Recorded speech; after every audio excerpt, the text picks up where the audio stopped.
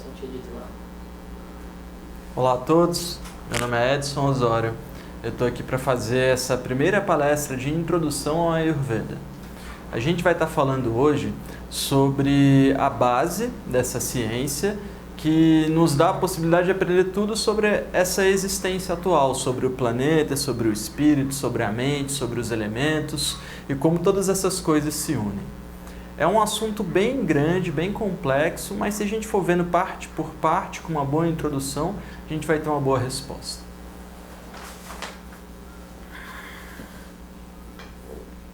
Bem, a primeira coisa que a gente tem que entender sobre a Ayurveda é o significado da palavra. Ayurveda. Ayur é vida e Veda é conhecimento. Quando as pessoas falam que estão estudando os Vedas, elas estão estudando o conhecimento mais antigo que existe. Então, quando a gente fala em Ayurveda, a gente fala sobre o conhecimento da vida. O Ayurveda ele traz um conceito para a realização da vida plena.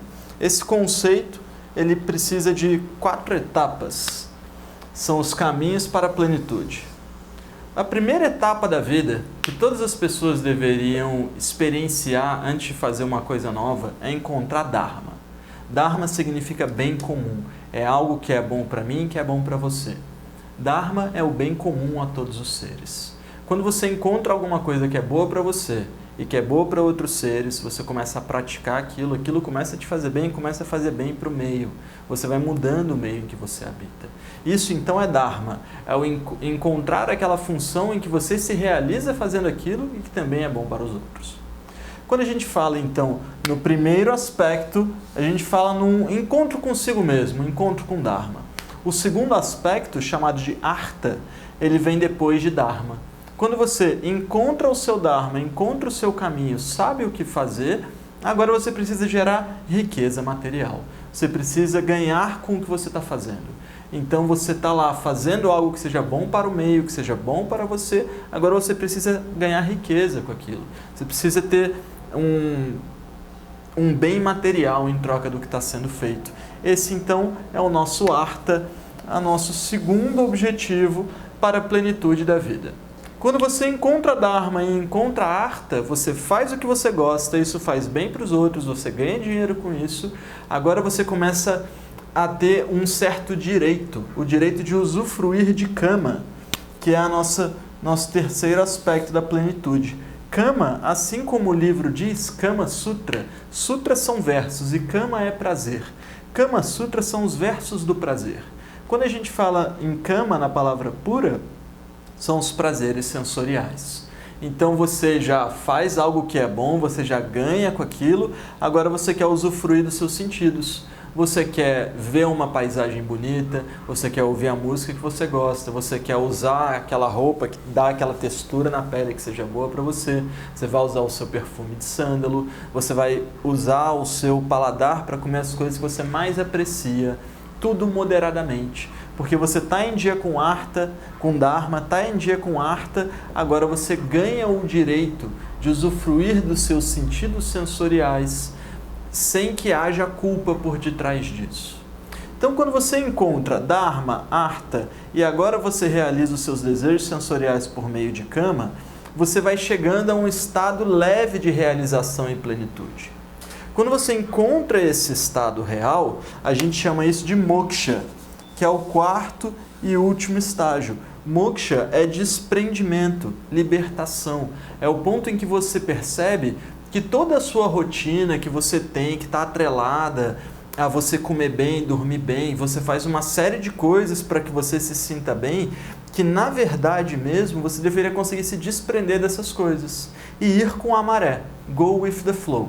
Então, no determinado momento, quem alcança moksha não fica mais se atrelando às coisas para ficar bem, a pessoa está bem. É dito que o ser iluminado não é o ser que não fica triste. Não é o ser que não fica doente, não é o ser que não tem problema. É aquele que quando fica triste, quando fica doente, quando tem problemas, não permite que isso altere as ações da vida dele. Não permite que isso altere os objetivos reais do espírito dele. Então, moksha é se libertar desses padrões que a gente se prende para alcançar as realizações. mas a gente só alcança moksha quando encontra dharma, quando encontra artha, quando encontra kama, e fica muito tempo dentro disso. E aí, eventualmente, você encontra moksha. Também é dito que moksha não é para quem está vivo, é o desprendimento final. E que enquanto você está vivo e alcança moksha, você só bebe rapidamente daquela informação. Mas não dá para viver transcendido enquanto a gente ainda está em carne. Então, enquanto a gente ainda está em carne, o importante é a gente procurar dharma, artha e kama, para eventualmente descobrir moksha. Tá bem? Esses são os conceitos iniciais para a gente entender qual é o objetivo da prática do Ayurveda. Tá bom? Então, o nosso objetivo é a gente ter plenitude na vida. Não é só dormir bem, não é só ir ao banheiro todos os dias, não é ter a mente calma. É um conjunto de coisas que leva à realização dessa vida. Para a gente entender melhor o Ayurveda, a gente precisa ir para os fundamentos, para a base dessa ciência. A base é chamada de filosofia Sankhya. Sankhya não é só o nome da empresa. Sam significa saber. E Kya, a verdade. Saber a verdade sobre quem somos, saber o que é bom para cada um de nós. Então, quando a gente fala em Sankhya, a gente fala num sistema de organização, um sistema de enumeração.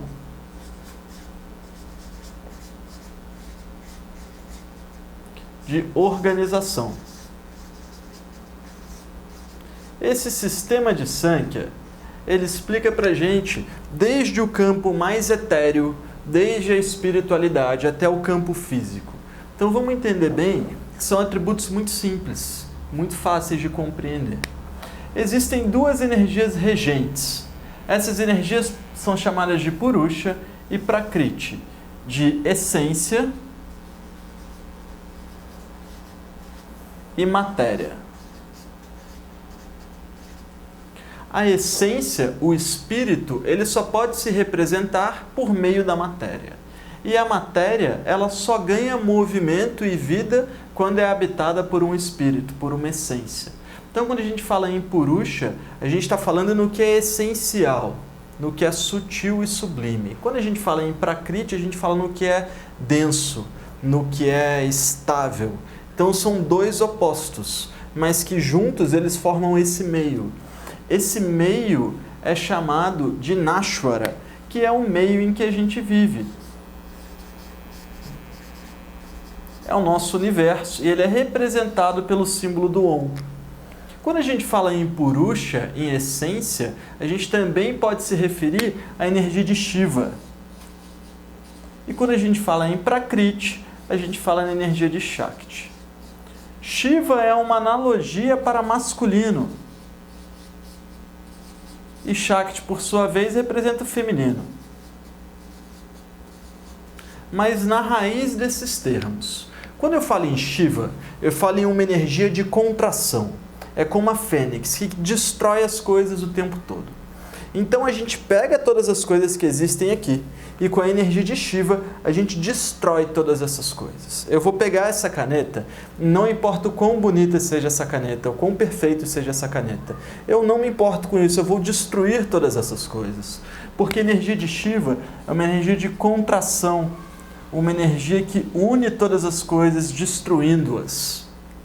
Se a gente for comparar com o masculino, seria assim um pedreiro, por exemplo. O cara chega ali, vai resolvendo, vai quebrando, vai trocando, vai fazendo acontecer, vai transformando aquilo por meio da destruição das coisas. Então aquilo vai sendo transformado, uma coisa, outra. Essa é a analogia para o masculino, o máximo de contração. Agora, quando a gente fala no feminino, em Shakti, a gente fala no expansivo. Então a energia de Shakti, ela é o oposto de Shiva. Enquanto Shiva, o masculino, pega tudo e destrói, o Shakti, ele tem a nobreza de aceitar tudo como é. É a mãe, ela aceita, ela recebe aquilo. Então ela vai pegar essa caneta e vai falar assim, eu aceito isso como isso é. Isso é perfeito da forma como é. Não existe imperfeição, todas as coisas são boas. Então o feminino, ele trabalha expansivamente, dando espaço para as coisas existirem, enquanto que o masculino trabalha contraindo. Shiva, então, é a energia de contração, Shakti é a energia de expansão. o máximo de contração conhecido pelo nosso universo levou ao máximo de expansão. O máximo de Shiva levou ao que a gente vivencia hoje, que é Shakti. Então, a grande contração levou ao Big Bang. E esse universo que constantemente se expande é representado como a união de Shiva e Shakti. Pelo meio, o meio se chama então Nashvara.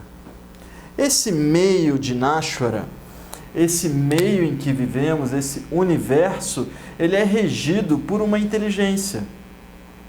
Não necessariamente esse conjunto filosófico se aplica, tem a adição de Deus aqui nele, mas ele tem uma inteligência divina.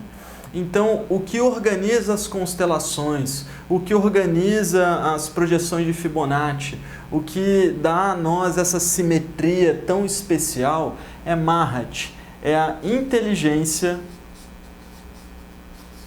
do meio. Mahat, então, é como se eu dissesse que existe um ser organizando tudo, um ser constelando todas as coisas. Quando a gente encontra um ser muito nobre, muito sábio na nossa vida, a gente chama ele de Mahat, Mahatma Gandhi. Mahat significa a inteligência por detrás do meio. Então, esse meio que contém essência e matéria começa a trabalhar entre si. E nesse trabalho existe uma inteligência organizacional. Essa inteligência mahátmica permite a existência de seres búdicos.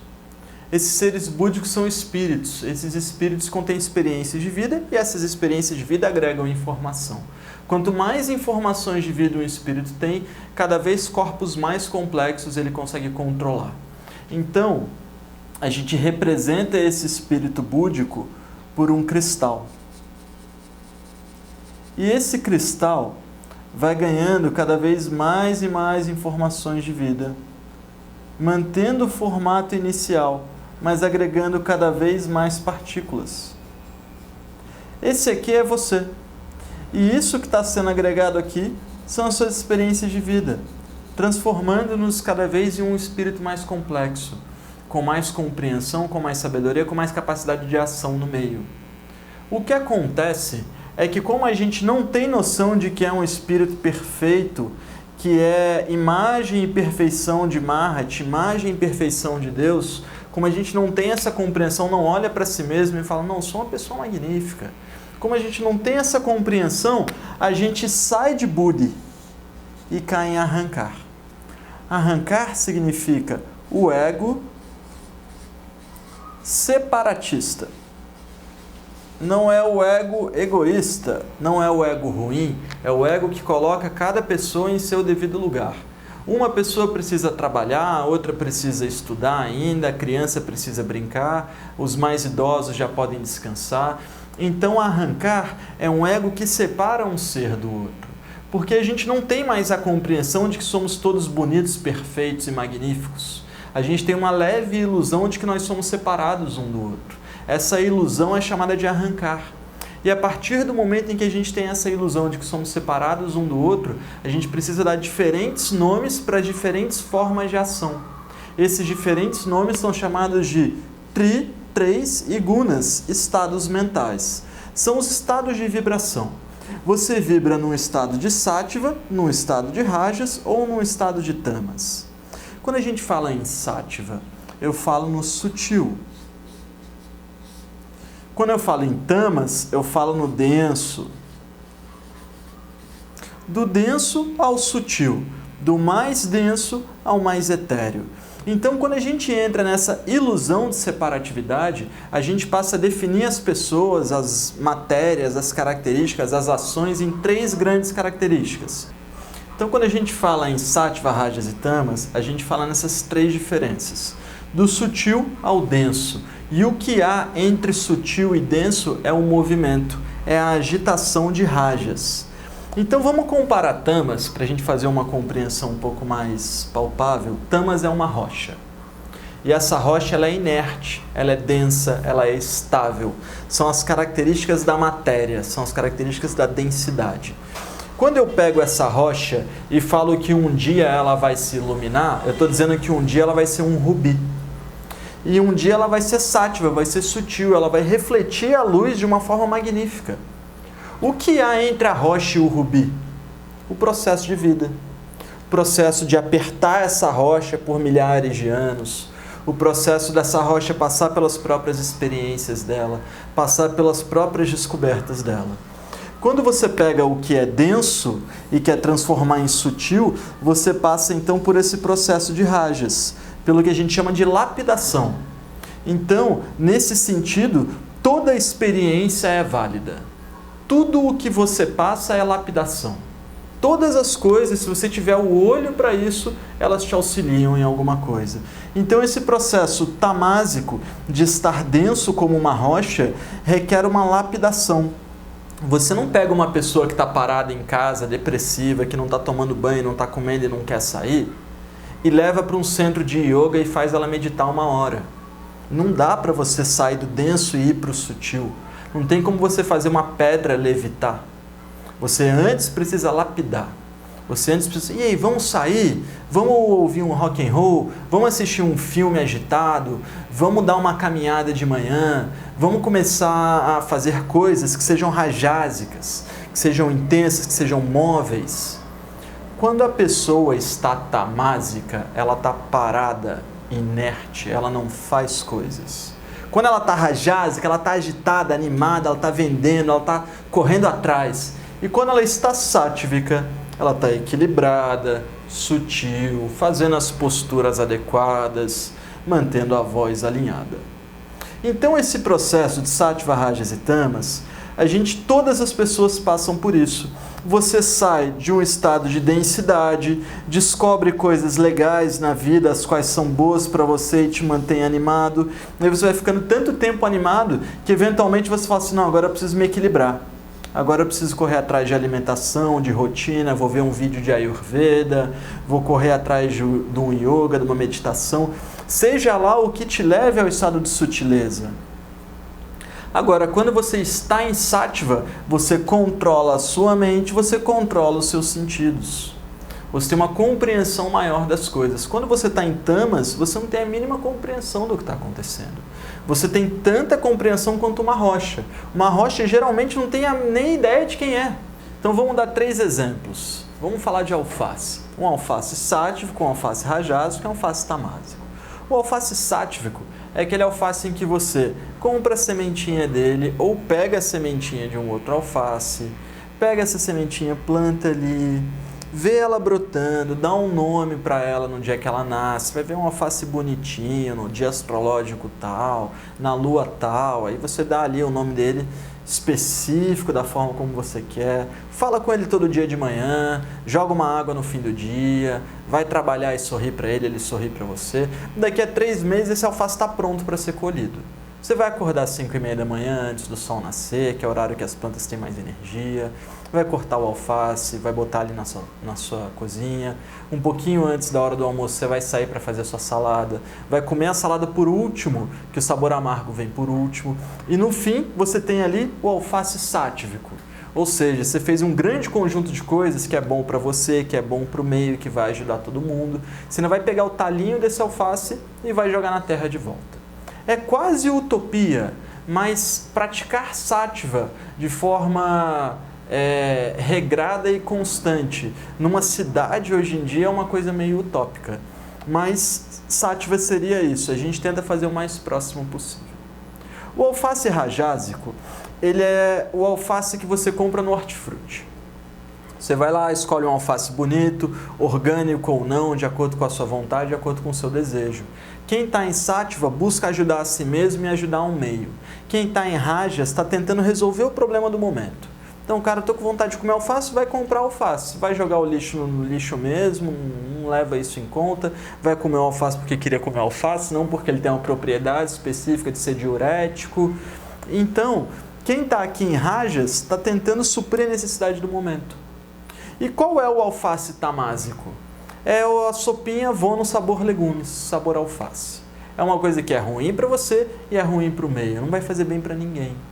Então, quando a gente fala em sattva, a gente fala no equilíbrio com o meio. Quando a gente fala em rajas, a gente fala na necessidade de suprir uma sensação. Quando a gente fala em tamas, a gente fala na inércia, naquilo que não muda, não vai fazer bem a ninguém. Em geral, as pessoas começam a vida delas tamásicas, inertes, sem fazer muita coisa. Elas vão se agitando, vão descobrindo o que gostam, o que amam, o que leva elas para frente, até que eventualmente elas encontram aquilo que realmente faz bem para elas e para o espírito delas, onde elas se realizam naquilo. Eu me realizo com a Ayurveda. Eu bebo de Sattva quando eu pratico a Ayurveda. Para mim é uma grande honra poder estar aqui falando desse sistema filosófico bem denso de Sankhya, de uma forma até um pouco leve, porque é a minha forma de beber do campo de Sattva. Então, você nunca vai pegar uma rocha e vai transformar ela num rubi, sem passar pelo processo de lapidação, sem passar pelo processo de agitação. Quando a gente fala na sua mente, nas influências sutis, a gente está falando em Sattva. Quando a gente fala nas suas ações, a gente está falando em Rajas. Agora, quando a gente fala em dosha, em vata, pitta, kapha, em elemento, em matéria, em coisas densas, a gente fala em tamas. Então, quando a gente fala sobre praticar a Ayurveda e você vai estudar os doshas, você está estudando só isso daqui. Você não está estudando a área inteira, você está estudando só essa parte. A Ayurveda é um sistema completo. A grande questão é que muitas vezes a gente do campo de cá, do Ocidente, acaba resumindo as informações. Então a Ayurveda não pode ser minimamente resumida em Vata, Pitta e Kapha no campo dos 3 doshas, porque tudo isso é denso. Assim como Lavoisier dizia, nada se perde, nada se cria. No campo denso, tudo só se transforma. E para aprender essas transformações, a gente precisa estudar os outros campos, para no fim, eventualmente, beber de Sattva o suficiente para ganhar uma compreensão de quem é, para voltar a alcançar o amor por si mesmo, para alcançar moksha, para alcançar a libertação das ações. Eu dou essa aula introdutória de Ayurveda com base na filosofia Sankhya, para que a gente saiba o que é certo e o que é errado, para que a gente possa ter uma visão integrativa sobre todas as coisas. Aquela história de que o seu cozinheiro estava triste, fez a comida e te deixou triste, está total ligado a esse sistema, porque a impressão que você coloca naquilo é a característica que aquilo passa a ter. Quem é mais potente, uma planta ou você? Você é mais potente. Então, se você olha para aquela planta e fala que aquilo não vale nada, aquela planta se sente dessa forma e começa a ficar desarmônica, começa a ficar tamásica. Tudo o que é sáttvico é simétrico. Tudo que é tamásico é assimétrico. Então a gente vai buscando sempre o alinhamento com a vida, buscando sair de tamas, utilizando de rajas para ter movimento e agitação, até que eventualmente a gente bebe de Sattva. Queria agradecer a presença de todos nessa aula inicial. A gente tem muito mais conteúdo, mas eu queria começar hoje com essa compreensão simples e básica sobre o sistema de Ayurveda e como a gente pode usar isso de uma forma integrativa. Bom? Meu nome é Edson Osório, eu falo em nome do Ayurveda e da Sankhya. Fico contente de ter vocês aqui. Namastê.